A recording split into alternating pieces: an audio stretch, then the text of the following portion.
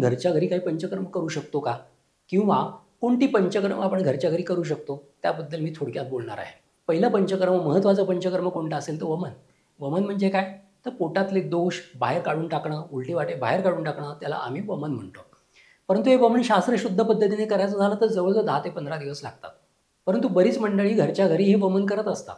ते काय म्हणतात, सकाळी उठल्या-उठल्या मी पाणी पितो आणि घशात बोटं घालतो आणि सगळं पाणी बाहेर काढून टाकतो. त्याच्यामुळे मला बरं वाटतं, माझं पित्त पडून जातं, पिवळं-पिवळं पित्त पडतं. ही प्रोसिजरसुद्धा पंचकर्माचा एक प्रकार आहे. ज्याला आम्ही वमन म्हणतो, ज्याला आम्ही सद्य वमन म्हणतो. आणि हे केल्यानंतर पोट रिकामं होतं, पोटाची शुद्धी होते आणि छान बरंही वाटतं. परंतु जर आयुर्वेदाच्या दृष्टिकोनातून जर विचार केला, तर आपण जर घरच्या घरी पंचकर्म करायचं असेल आपल्याला, तर सरळ 1 ते 1.5 लिटर पाणी घ्या. कोमट पाणी असावं ते. त्याच्यामध्ये सैंधव घाला जेणेकरून ते पाणी खारट होईल आणि तुम्ही तुमच्या पद्धतीने प्रमाणामध्ये तेवढं सैंधव घालू शकता.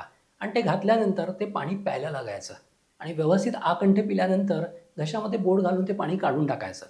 ह्याच्यामुळे होतं काय, की तुमच्या पोटामध्ये जे दोष साठलेले आहेत, ते बाहेर येतात, उलटी वाटे बाहेर येतात आणि तुमची उदरशुद्धी व्हायला मदत होते.